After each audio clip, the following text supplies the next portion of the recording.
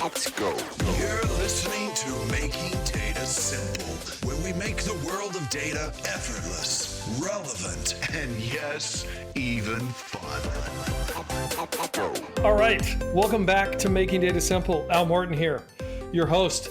Today I'm with an avid rock climber, an expert on digital services, an expert on state and local government. She has been on the podcast previously. I think it was July of this year. I met her at AI Innovation Day in the state of Missouri. She represented a company called WalkMe at the time. It was a digital adoption platform. We talked about everything. We talked about her favorite spirits, which are right across her shoulder once again, as I see she's looking over. We talked about human process automation. We talked about the technology behind WalkMe. And then we talked about rock climbing. Can I call you Meg or is it Megan? What is it? Which one? You can definitely call me Meg. All right, I'm going Meg. See, I'm in the personal friend group now. Thank you for being here again. How you been? You been good? I've been amazing. I took a brief summer holiday reminiscent of when we were all kids and had like a true summer break for, 2.5 months between the school years. Took some time off and I'm now back in the saddle working directly with customers in this incredible new space that is artificial intelligence. Wow, you still making cocktails? I see them over your shoulder. Heck yeah, every Friday. We either do dice and tequila on Fridays or cocktail of your choosing. It's up to you. Listeners, you got to go back and listen to the original one because we're not going to repeat it here. But I will say this. I knew you knew what you were talking about when you put an egg white on top of a whiskey sour. Whiskey sour. You have to dry shake the egg white too. You can't shake it with the ice in there. I got one of those spinners. You know what the spinners? An emulsifier. Yeah. People use that for creating foam for their lattes. Similar device. Yeah, but see, when you do that, the egg white, it gets really foamy, and then you just put it on top. It's fantastic. Is that okay, or is that a faux pas of some sort? I mean, we have to adapt to the times. If there's a better technology out there than these guns, right, my arms that are just dry shaking egg whites in, shakers, it sounds like it's a much better option, Al. So now have you cleaned up the bottles that were on the floor and now you're back to the top and everything's good, or are you still collecting wherever it may reside? I might have some vintage brandy on the floor in addition to a bottle of Dom Perignon that's maybe 30 years old, but that's in a different place because it needs to be kept at a specific temperature. Fantastic. And rock climbing, you've been doing any rock climbing? Actually, it's now coming up on the snowy season here in Tahoe, so I've had a bit of a reprieve from climbing, but we'll get back at it once the snow thaws. So it's too cold for you. You don't climb in the snow. Yeah, that's for my partner, Owen. He is actually just back from a trip to Vegas where he went climbing with all of our friends. I chose to opt out and stay here after doing quite a bit of travel for work as of late. And so he was down in sunny Las Vegas in Red Rock Canyon doing some climbing. But as far as the season for rock climbing, it's a little bit over here in Tahoe. And again, once the snow thaws in the spring, we'll get back at it. What do you do in the winter then? Well, you might see those skis behind me. I do see the skis. I was going to make mention of it. The skis are in the corner there, just like a professional. Yes. When you have a 700 square foot house in Tahoe, you got to get real creative with where you put things. Thus the bottles on the floor and the skis behind the couch. Hey, that works. I'm very appreciative and respectful of the bottles on the floor. That's all good. So you're skiing then? No. So I grew up as a kid. My dad taught me how to ski when I was 4 years old, put me in between him. We did pizza down the mountain. And then halfway through the day, he'd go drop me off with the instructors and we'd take the magic carpet and do all that. So I learned when I was really young. But of course, as any teenager of the 2000s did, I gave up skiing in favor of snowboarding when I turned 13 years old. So I'm much more skilled at snowboarding than I am skiing. But since moving to Tahoe, I figured my retirement snow sport should be skiing versus snowboarding. So you're actually going the other way. Yeah. You're going from snowboarding to skiing. That's interesting. I've got a resort board. So if I go to the resorts, and you've got a lift and all of that, I snowboard. But as far as living in Tahoe, the real magic is getting away from the resorts and doing some backcountry. So what you do is you put skins on your skis. It's kind of like a cat tongue. You can go up, but not backwards. So you skin up the mountain, you take the skins off, and then you ski back down. So that's my new sport in the wintertime. I've never done a board. Really? Yes. Well, you know what I don't like about skiing? Tell me more. The cold. It's cold outside. Don't you like warm water sports? I mean, that's what I like. I mean, I like it all. If you live in Tahoe, you gotta choose a winter sport or you'll be miserable. So, and Yeah. honestly, you can't get away from the cold if you're doing skiing. So it's good that you live in, the great state of Missouri, so that you don't have to deal with those very deep winters that we have here in Tahoe. Actually, Kansas, but I'm in Missouri a lot. But all good, all good. You're not with WalkMe anymore. You've moved on, huh? Yeah, after 7.5 years of working in the digital adoption space, it felt like it was time to make a move. And obviously, the most exciting field around, Al, you're well versed in this, AI. It's clearly a catchphrase right now, but also just has so much potential, and it's a really exciting industry to be in. So you made the move, and where are you at now? I'm at a company called Maven AGI. So AGI stands for Artificial General Intelligence. And I've been here since the end of July. AGI. So Maven AGI. I know about AGI. Do you think we are hitting AGI, general intelligence? Today I read in the rundown 2 different things. So I read that there are robots in Shanghai that are convincing one another to jailbreak and leave the facility. So that's a real interesting conundrum. Okay. And then I also read that there was a study done with over 1,000 individuals that went through a 2-hour interview process, and their sentiment and emotional state were recorded. And then AI was able to generate answers after listening to those human recordings for 2 hours, very similar answers to the ones those humans had been able to provide. So what I know to be true is agentic thinking is definitely getting better. And the idea of having something that could be very similar to yourself, making decisions on your behalf and executing those decisions for you, is really close. It's no longer just the future. It's potentially maybe a year or so out. You think AI is nearing the threshold by which it'll pass the Turing test? Essentially, we won't be able to tell whether it's a robot or whether it's a human. That is true. And there is, a lot of questions surrounding that as far as, do people have the right to know if they're talking to something that's an AI agent or an actual human being? And happy to jump into kind of all of that. I don't think anybody knows the answers to these questions, but they are fun to ponder. Yeah, I don't know. I was talking with another guy on the podcast, I don't know, a week or 2 ago. And his position was it'll happen within 6 months.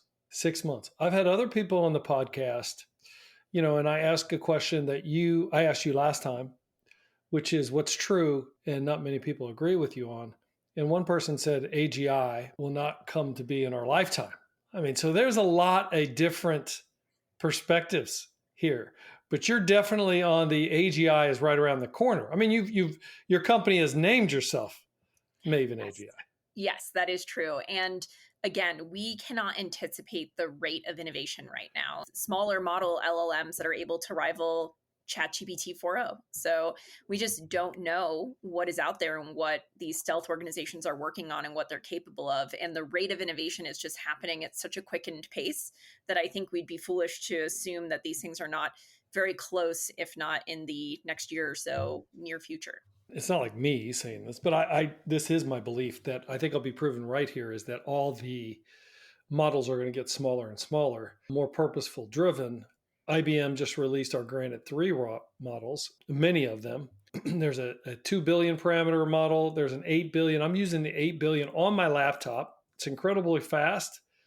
It does everything that I would expect from ChatGPT now and more. And I don't have to worry about it even going over the internet. When I'm on a plane, I use it. I'm using it to write emails. I'm using it to summarize. I mean, you name it, on down the list. I remember, Al, when we were at the Innovation Day in the great state of Missouri in Jeff City, and you were mentioning that, you shouldn't be paying for, these insanely large language models that you're running these kind of simulations through or queries through, when you could have a much smaller LLM that is specific to your unique needs, and the processing and everything else would be much more lightweight, much less expensive. So I think there's a lot of truth to that. Given the participants that were also on stage that day, I probably could have got my head chopped off because I went right at them. But I had to say what I thought, right? So I just thought, hey, look, I think they're going to get smaller. And I think we're seeing that play out right now. We absolutely are. And speaking of, there were some companies that start with N and end in NVIDIA that were there. And I don't think they appreciate you trying to Yeah. sell less compute, less Yeah. processing, Al.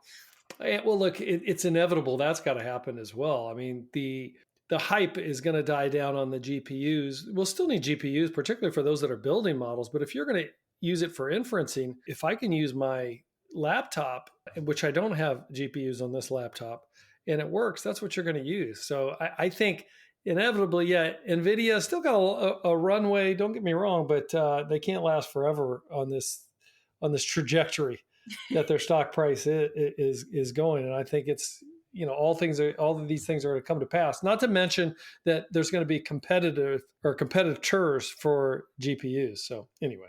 Agreed.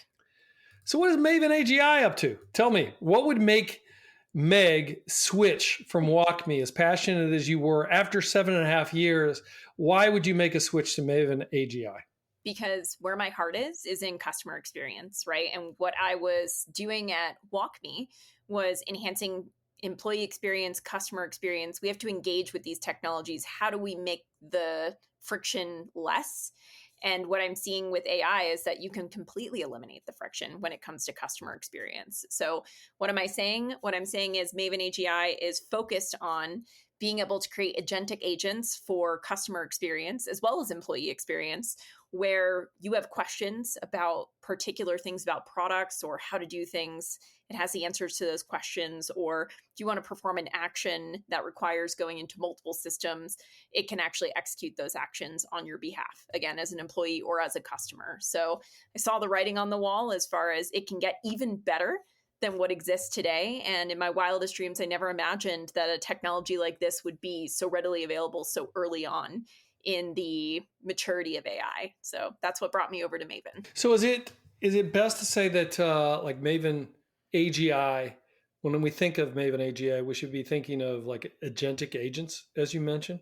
Absolutely. So what the secret sauce is for our organization, and hopefully Jonathan Corbin, Eugene Mann, and Sammy Shalabi are okay with me saying this on a podcast. But what we know to be true is, all of these systems, all of these AI agents are going to be powered by knowledge. And all of this knowledge lives in disparate places today, right? Every organization has a tech stack with hundreds and hundreds of technologies that all sorts of information is housed all over the place. So how do you power an AI agent that is grounded in the truth of your business? You have to be able to connect to all of those knowledge sources. And then you have to be able to use really sophisticated enterprise search to chunk that information to provide answers very seamlessly within a matter of seconds. Again, grounded in the truth of your business, and then send it through all these different types of LLMs. We're agnostic. We could use any of them, OpenAI, Claude, Gemini, whichever one is actually proving to be the best at the times. We then take the information we're able to defer from your knowledge, send it through the LLM, and pop out an answer in a matter of seconds. And so, Al, for instance, you work at IBM.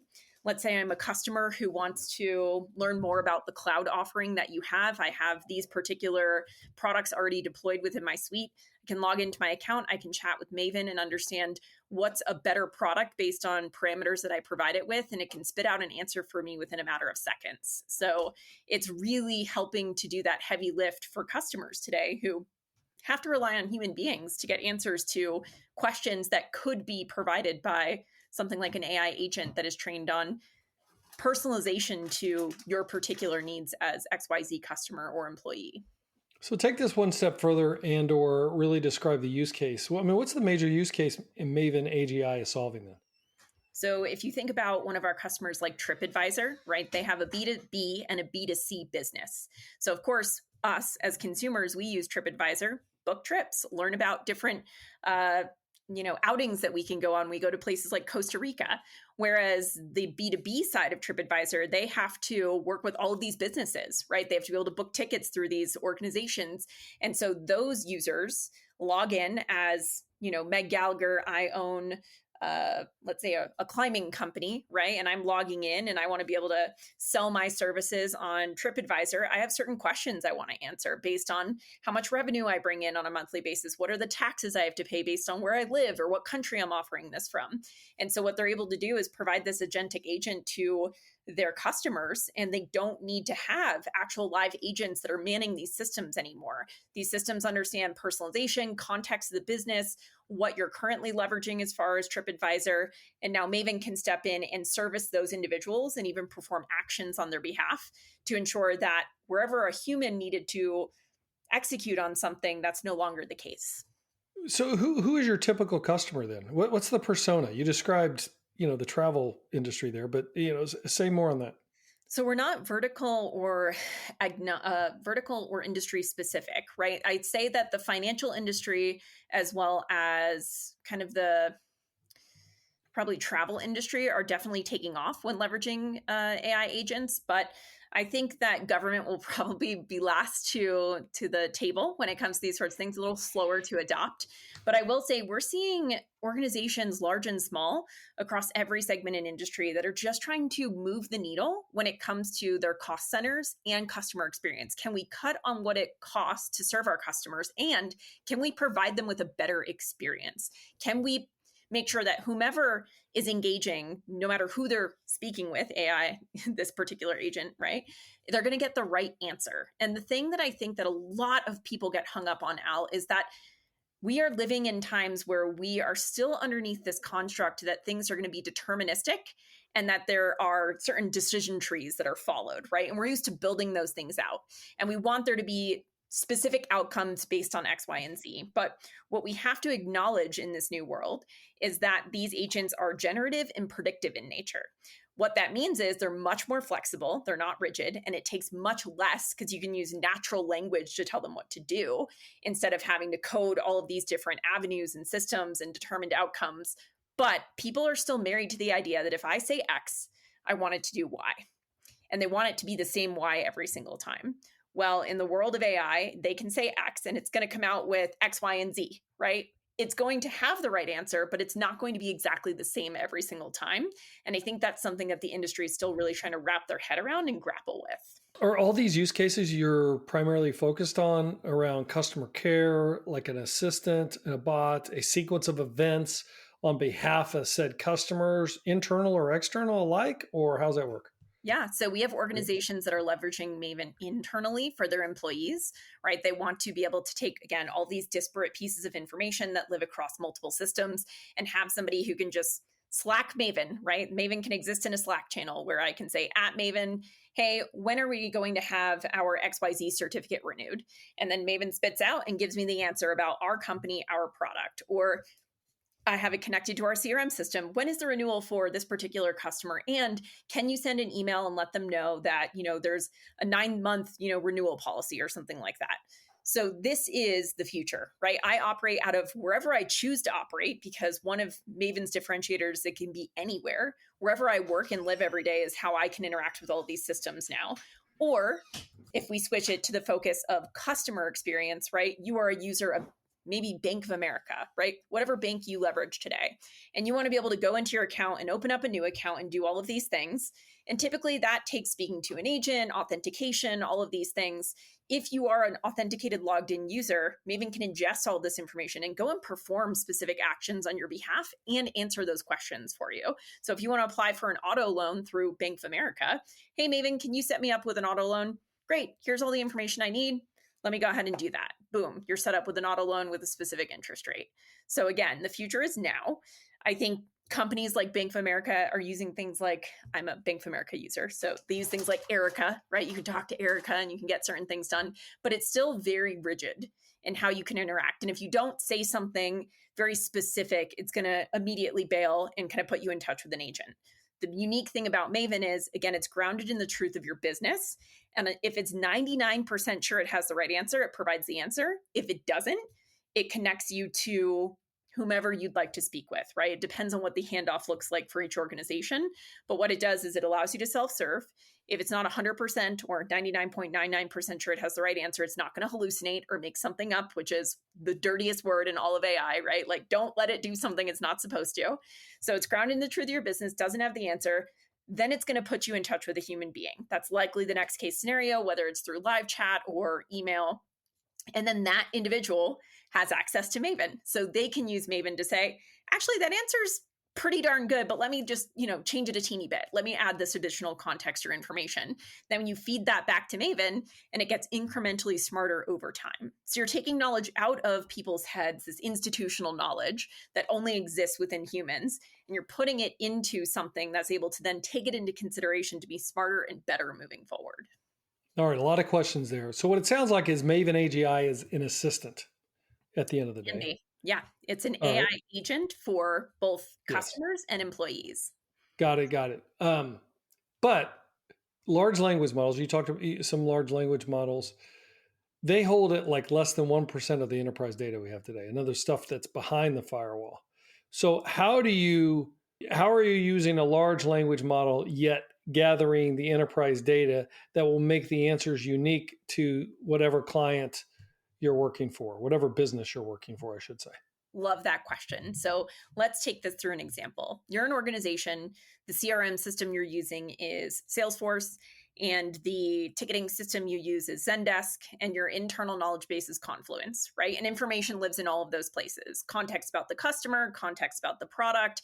And let's just say you also have a publicly facing Zendesk knowledge base. So publicly facing articles through Zendesk, internal documentation through Confluence, your ticketing system with historical ticketing information from Zendesk, and your CRM system is Salesforce. Well, Maven can ingest all of that knowledge through API connectors to be able to have all of this information. And then when it's coming up with an answer, it's chunking very quickly all of your data, all of your information using enterprise search signaling. Sammy, our CTO, was one of the co-founders of Google News, ran the entire Google News team, right? How do you surface relevant information as quickly as possible when consuming all of the internet from search? So search signals like, what's the freshness of this documentation? What's the authority of it? Is it from a blog post, or is it from, an internal technical person who published this document yesterday on Jira, right? It's taking into account how often things are mentioned. So is this something that's mentioned across 10 different articles, or has it only been mentioned one time? So it's taking all of this, and within a matter of seconds, it's coming up with an answer. And then once it has certainty this is the right answer, it sends that information through the LLM to come up with an actual written response. So basically, you're using some form of RAG then? Yes. Some form of RAG, but in conjunction with really, really masterful enterprise search that's proprietary to the business. So RAG, though, you got to be using a vector database to store that database in. Yeah. I am not going to pretend that I can go any deeper. All right, that's okay. That's all right. Right. You go into the agent dashboard and you say, I want to pull knowledge from, and then you put in the API token, Zendesk, Salesforce, whatever. And now it's connected and can pull that information from that particular data source, or Snowflake if you have like a data lake. So anywhere your knowledge lives, Maven can connect to it. It can then take into account all of that information when coming up with an answer. And again, if it's not 99% sure it has the answer, it's going to bail. So if I say to Maven today, I say, how tall is Meg? It's going to say, I'm sorry, I don't have the answer to that. I can put you in touch with someone. So I got it. And look, I think the best way to prevent hallucination is through either a RAG paradigm. There are methods like we have at IBM called InstructLab that'll take essentially the parameters from the large language model and adjust them accordingly to whatever you want to adjust them to, or you could do fine tuning or whatever the case may be. But there's always a chance of hallucination one way or another, right? You don't know whether it's accurate or not. Is there anything else you're doing to help prevent that hallucination? Otherwise, it'll think it has the answer. It just happens to be the wrong answer. Yes. So LLMs are encompassing the knowledge of the universe, right? Everything that ever existed on the internet. We have a parameter with Maven that says only use our information to formulate the answer. Then you can use the LLM to make it as verbose as you want, or to structure the answer however you want in a specific way. But we do not engage the LLM for the actual information to answer the question. So what it's doing, and you can make it as strict or as not strict as you want. So if you want there to never be any hallucinations, it has to have the answer to answer it. If you want it to be very close to being able to answer everything, but give it some liberties of using the knowledge of the universe, right? We can set it to 99% precision. So it'll bail a lot more often if it's only grounding into the truth of your business, but it's up to you as to what parameters you want to set as the customer. And of course, again, we're going to get the answer. If we don't have it, we're not going to use the LLM to make up that answer. So basically you're saying, here's what I hear you saying. You're gathering one source or multiple sources of the truth, which happen to be databases within the client environment. You hit that first, you hit the LLM to make it a natural language piece of feedback. And then, there you go. And if you don't have it within the internal database, you're going to say that it doesn't exist or you don't know what it is. And the beauty is this flywheel approach, right? So if Maven, you're using, let's say, an AI chatbot. So you're on the website, you're asking a question about a product. Let's say it's Salesforce. You're using Salesforce. And you're saying, how do I do X, Y, and Z? Maven doesn't have the answer. It says, let me connect you with an agent. That agent then has the Maven copilot within their ticketing system. And Maven saying, this is what I want to answer with, but I didn't because I wasn't 99% sure. The agent can then look at it and say, oh, nope, actually, yep, you're right. Go ahead and use it. Or let me add this additional information and context and now provide an answer. Now, what you can then do is take that answer that the agent provided and feed it to Maven. So now Maven knows the answer to that question. So all the gaps in your knowledge that exist today where human beings have to intervene or do something to contribute, we can capture that information and we can make it more seamless moving forward. So a lot of organizations are really rattled with, we have information, it lives everywhere. We don't know where our knowledge gaps are. It's really confusing. Some agents know answers to questions, some don't. And so this helps to create this one source of truth, this one brain that's powering everything, that's getting smarter over time because we do have that human in the loop. If Maven's not sure, enter human. Human enters answer. Maven ingests answer by human. Now it knows more. Terrific. But that isn't exactly AGI. Would that meet your definition of AGI? Well, I'm glad you asked that question. I am. Okay. Because we have what are called actions. So Maven can perform actions on behalf of the users who are engaging. So let's say you're a large digital bank and you have a customer that needs to authenticate, provide information, and then you can send them a new debit card, right? And then the actual process of getting a new debit card goes through 3 different systems that a human being is now currently going through today, right? Okay, they sent me the ID. We've authenticated the ID through this system. Now I can go ahead and signal to this system. Once it's yes in this system, then I can go ahead and have it actually, generate the card and send it to them. This can now be done by Maven. It can perform all of those actions. So it doesn't just answer questions and give information. It can actually perform actions on behalf of users, on behalf of either employees or customers. So of course, there's more to it than that. There's applications that are built, there's API documentation that's provided, but you have something that's powered by all of these disparate systems with knowledge connected to everything that's able to take action on, again, behalf of the employee or on behalf of the customer. So things that are very convoluted today and multi-step processes can be distilled down to one action performed by Maven. So one way or another, you would say it's headed toward more of an AGI, or it leans towards AGI in the wide range of cognitive tasks it is able to do across disparate systems. Correct. When will it be there? When will you call success? When will you say, hey, it hit AGI? Now it's like it's the Terminator. It's coming after us.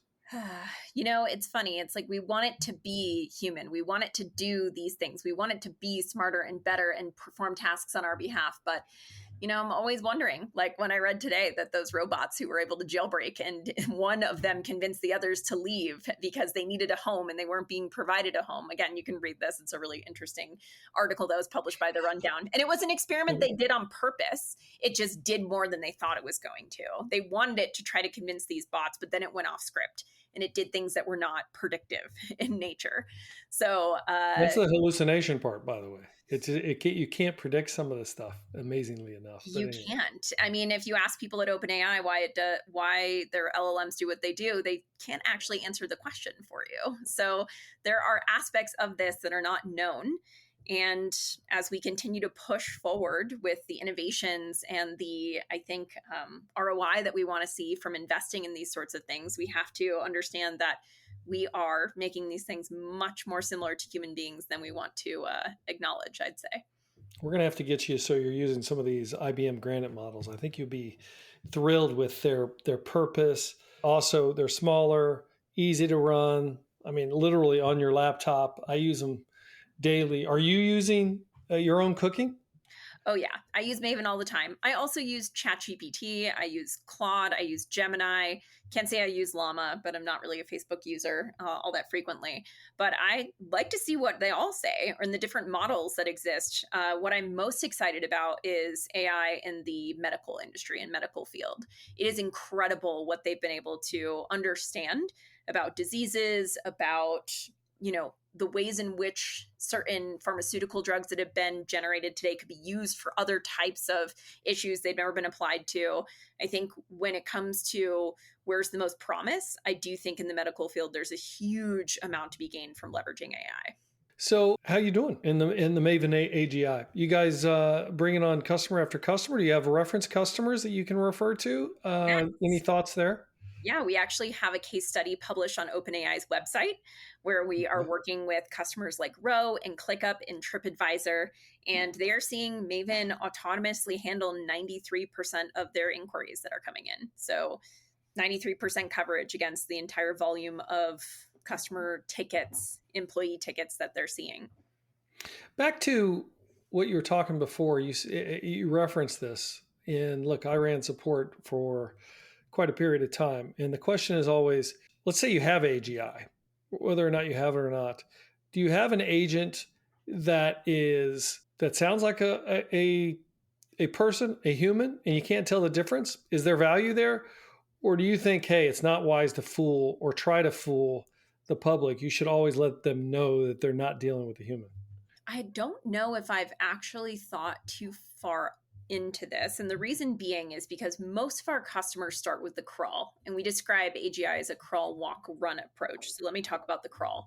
That's where you have a human in the loop still, right? You still have somebody that is overseeing the information that the AI is providing, and they can choose to modify the agentic response, or they can just use it, click insert, and move on. But there's still human eyes on it, and there's still a human component to it. So again, simple example, I submit a question about what are the different cloud services offered by IBM. I get that support ticket. I respond. Again, Maven comes up with the answer. And then maybe at the end, I want to say sincerely, Meg Gallagher sort of thing, right? I'm improving this message. There's something behind there that is human in nature. Now, as we move into the walk approach, right, that's where we're saying, okay, Maven's going to perform actions on behalf of a user, and it's also going to be personalized to be specific to them. So Al submits a ticket and asks a question. And we know Al's been a customer of IBM for 30 years. We know he's run XYZ support teams and AI teams and sales teams, right? And so it's going to cultivate a response that is specific to you, that is going to be personalized.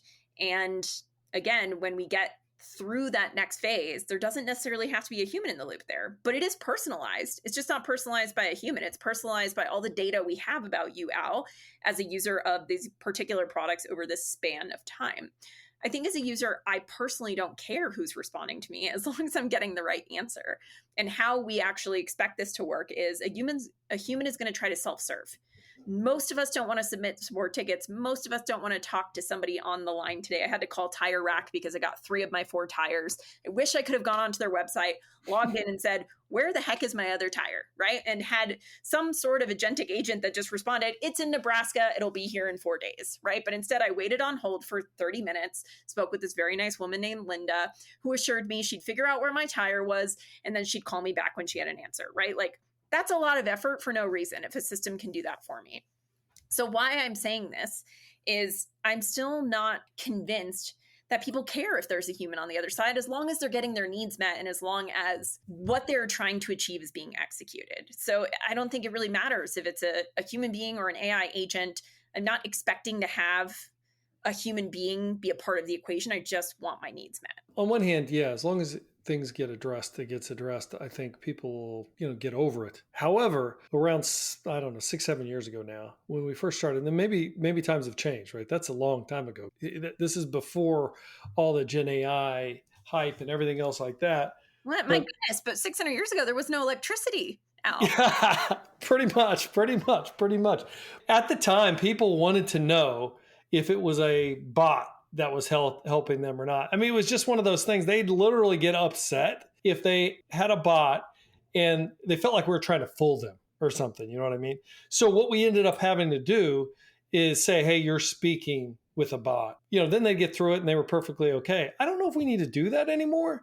My sense is people, for some reason, they don't like to be fooled, like if it's not a real person.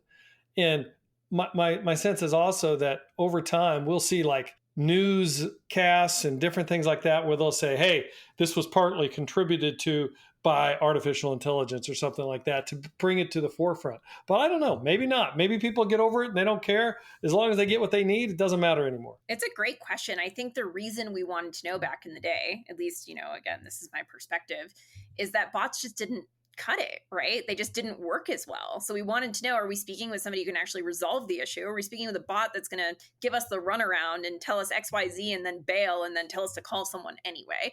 That's my preference. I'm a certain type of human though. So I think that if I wanted to know, it would be for the perspective or from the perspective of how likely are you to actually do the thing I'm asking you to do? Or are you eventually going to bail after 30 minutes of back and forth and then tell me that you need to connect me with a real human? But you're doing that too, right? Though after a certain time, which I think is the right thing to do, you do have to connect with another human. You'll be like, all right, we got to get you to somebody else. And they'll think, who the hell I've been talking to? I do find it like, even when I'm, like I told you, I literally use my large language model. Actually, it's a small language model or smaller. It's still considered LLM. Anyway, an LLM, but a SLLM? Yes, SLM. I mean, it depends on which way you want to look at it. It's still big. I mean, it's like 8 billion parameters. Anyway, so I'm using that on my laptop, and I find myself saying please and thank you. I was like, what the hell? They don't care whether I say please and thank you. So I think there's something to it a little bit in terms of if you're sitting there being nice to someone, you're using all the proper pronouns and niceties and all this stuff, and then all of a sudden you find out, oh, it was a bot. You're on to something. Maybe we just need to all confess early on, hey, you're speaking with a bot. And I think maybe times will change that people feel differently about that than they used to. And again, my sentiment is that people feel a certain way because they think a bot's not as capable as a human, or they're not being given the highest level of care. But I think they'll find over time that the bot is actually providing better care than what a human being could potentially do, because it's all luck of the draw. Are you speaking to somebody who's been on the job for 6 weeks, or are you speaking to somebody on the job who's been on the job for 6 months or 6 years, right? And the type of care that you're going to get is going to be specific to that unique human being. So the interesting thing, and I think the very profound thing, is the agent is going to treat you the same no matter what. And it's, again, just grounded in the truth of your business. And you can provide persona instructions, which is really cool. We actually have a persona instruction here at Maven called Pirate. And a lot of our customers like to use it on things like Halloween, where they are, addressing their customers as ahoy matey. I appreciate you sending in this, response, and I'll send you back a message in a bottle, right? Like, people appreciate that sort of thing. So you can, of course, tune this agent to be much more on brand to how you would want your customers to be treated, and use specific greetings and endings to things. So it's a really interesting world that we are currently living in. No doubt. But do you do that too? Do you act like to say please? It's funny. I say please to a freaking LLM. I mean, yes, please provide. I'm like, please, what am I doing? I did until I took a course by, her name's Allie. I think she's very well known in the AI world. I think she actually might have worked at IBM back in the day too, if I'm not mistaken. And, I try to follow, her kind of prompting tutorials, which is, of course, you want to give it a persona. So you're Meg Gallagher, you're a, go-to-market account executive working at Maven AGI, and you want to frame it in this particular way and provide examples. I'm hoping prompting gets easier in the future, by the way. I don't like just how much it takes to kind of refine it to the point where you get the answer you're looking for. But to your point, I used to use please and thank yous, but now I'm a lot more seasoned.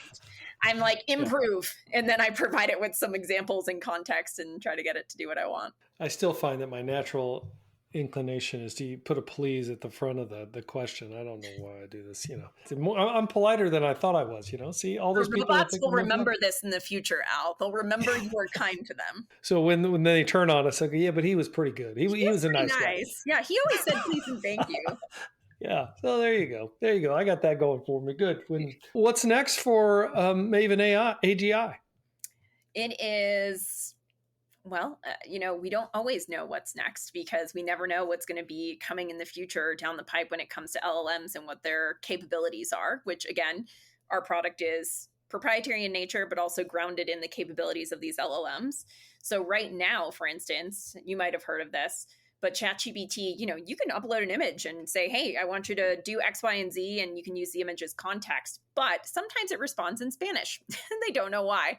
So when you're providing an enterprise, technology, you can't have it do that. So we have to hold back on leveraging the latest and greatest because we need it to behave in ways that are specific to the expectations that organizations have surrounding enterprise technology. So I'd say what's next is the future is bright. There is much that these LLMs are going to provide moving forward, but we always provide caution and guardrails because we understand that AI is scary and it sometimes does things we don't expect it to. Scary in the sense that, again, it's going to hallucinate and do certain things. So we want to continue to be judicious with what we're deploying, but we also know that everything is happening at the speed of light right now. So what we can do today is pretty incredible. What we can do next year, truly business AGI. Anything else that I didn't ask? I guess just it's curious because you work in this world of AI, how everybody is thinking about how to best leverage what is currently available, right? Everybody's trying to beat everyone else to the punch. Everybody's trying to deploy AI, use AI. But at the same time, I see a lot of trepidation around executing and making the move to actually go forth. I'm curious what your thoughts are, Al, on how much of a pioneer attitude should people have when it comes to pushing the boundaries of embracing AI versus being reticent and applying some due diligence to, okay, like, let's not go forth and just go wild. Let's, take it step by step. What are you seeing as far as what IBM customers are doing? Look, I think the short answer is you must use AI. Now, I got a caveat to that, but you've got to use AI because otherwise you will get beat. I mean, there's no other way around it for productivity, for automation, simplicity. I could go down the list for client care, on and on. But I would say that, you need to be ultra innovative, but I think you need to look at in a 6-month time frame. Meaning, what can I do with AI in the next 6 months that is going to provide value that I can build from? I see a lot of companies that they have great ambitions. I mean, a lot. It's either they don't know what to do or they got too many ambitions and I got to bring them back into reality and say, look, let's just walk here. Let's figure out your lowest hanging fruit. Let's figure out how to drive value there and then we'll build from it. Because I've seen many times that like a year and a half later, we're still building for this behemoth solution. I don't know if it's going to provide value when it sees the light of day anyway, given it's taken lefts and turns and rights and, all over the place. But I think you got to figure out what your use case is in the next 6 months. A lot of times that is an assistant. Let me see how I work with that. Let me see what I learned from that, and then we build from that. That's what I see and what I would highly suggest. I think a lot of people out there that don't understand it, they need demos. They need to see how it behaves. They need to feel it. In fact, this weekend, I went with a buddy of mine and we went to the lake. Actually, we went out on the lake. It was amazing. It was, believe it or not, still warm enough. In southern Missouri. See, yep. That's the one benefit. It was a little chilly, but it wasn't bad. So anyway, we came back and I was talking about AI. And this is a gentleman that runs essentially big equipment, like putting fiber optics down, that kind of stuff. AI, I think I know what it is, but I don't know how to use it, whatever. So then I installed a large language model on his laptop. And I said, there. I would use this for summary, for questions, for anything you'll find that I would encourage you to try to use it several times a day, see what happens. Today, again, I don't want to say anti-tech, but he's not going to jump into AI. Today he pings me, this was yesterday, it says, can you come talk to my CTO on Wednesday so we can discuss what kind of moves we should be taking? So in other words, he just got to see it, feel it, and all of a sudden, it's an oh my God moment if you do this for anybody. And now he wants to talk about how it would help his business. I'm so pleased with that. I'm like thrilled. I'm like, yes, I will come and talk to. That's what I'm seeing. I think everybody needs to get into it. There's big implementations, but I would just start small. Disagree with me. I'm good with it. I agree with you more than you probably know, Al. I encounter so many individuals. I get to speak with so many up and coming organizations, so many large organizations, and they all seem to have the same thing in common with the sense of, well, why don't we just build it ourselves? right? And it's like, well, why didn't you build your own CRM, right? Why did you go with HubSpot or Salesforce? Yeah. Or, you know, it's this really interesting thing where it's like, do you have 30 engineers to throw at this? And are they going to be on retainer indefinitely? Because it's moving that quickly, and it requires a lot of, I think, it requires a lot of things that I think organizations aren't thinking about. They're like, well, I could just buy, you know, access, you know, through OpenAI to this LLM.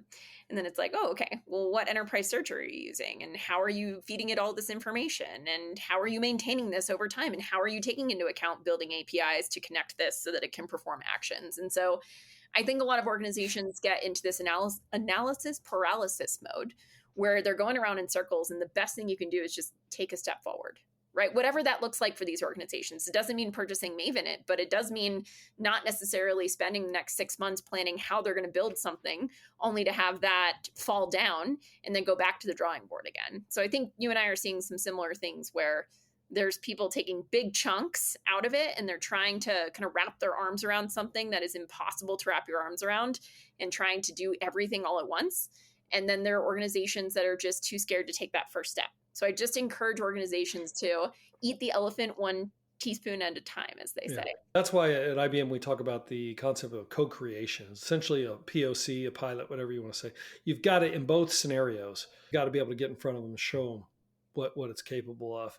It's kind of like your tire example. On the surface, you think, oh, I could just call. Somebody will take care of that tire for me. Yeah, but you even said it. It's like you call, they say, well, I don't know. I got to check my systems. I got to do this. I got to do that. Then maybe I'll give you a call back, you know, and then they do the old, hey, can I call you between noon and 4 or something?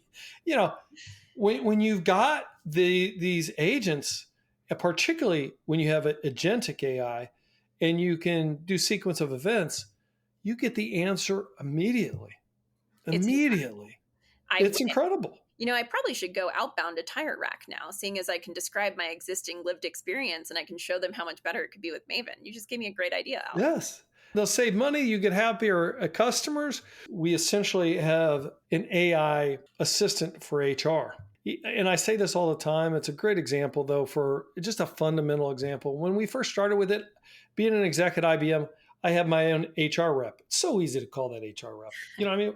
So I'm kind of like, yes, it's good for everybody else. You know, for me, I've got the advantage, and then you start to use it. And it's like, it's a tire example.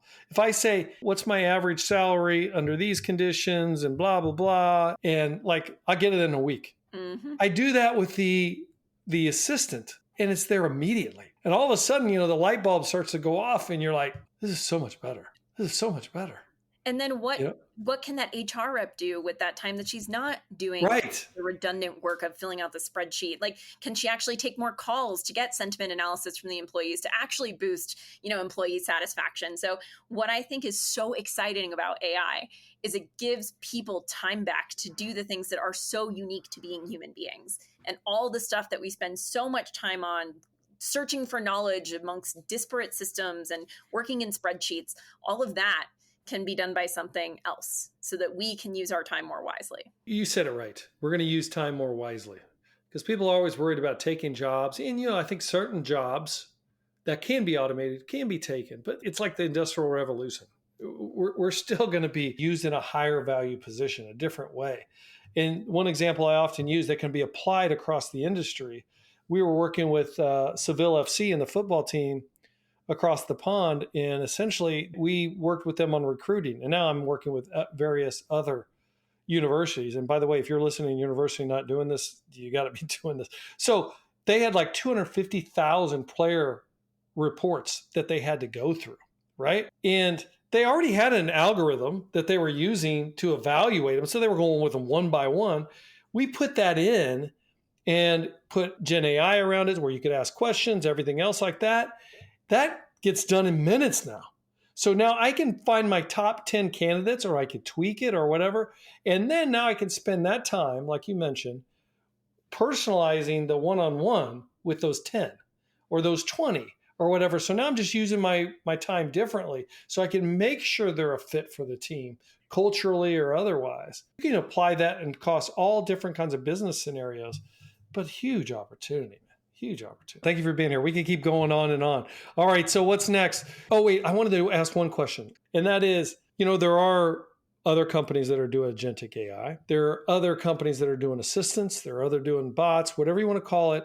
What makes Maven AGI different? What would be your simple pitch for everybody there that's listening and says, should I make this call or should I not? So we think about providing CX AI agents in this particular way. You have 3 different types of users. You have knowledge seekers. You have people who are looking for knowledge and they don't want to speak to anybody. And they're not looking to kind of have confirmation that what they're searching and have found is correct. They just want to figure out the information, work through it, be done with it. Those are people that are going to your help center today. We have a solution for those users. It's called Instant Answers. So they go to look for something in your knowledge base, and instead of being provided an index of 287 articles, it's an actual answer, a comprehensive answer to the keyword search that you just asked for. So we can address those users. The next type of user you have is the one who wants confirmation, right? They want to know that the answer they have found is correct, and they want to be told, you're good to go, you can move on. Those are people that engage with AI agents today, whether it's through a chat, whether it's through a bot. They want to have conversation. That is the way in which they want to get to XYZ outcome or XYZ knowledge, and we can cover that. And then, of course, you have your people who want white glove service, right? They want to speak with somebody. And how can we supercharge your humans that are in the loop with AI? So we provide them with an AI co-pilot. So whether you have knowledge seekers, people who are looking for information but need confirmation, or whether you have users who are looking for white glove service, Maven is the only solution out there that it can address for each one of these scenarios and provide a flywheel approach where if information is provided by somebody, not from a knowledge source, but from an individual, we can then take that information, incorporate it back into the system. So next time Maven has the answer for your users. So we're the only system out there doing that today.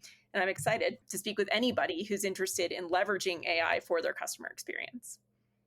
Nicely done. Nicely done. They hired good in you, Meg, 100%. But one thing we didn't talk about just real quick is your role and how is success defined for you? Could say a couple words on that.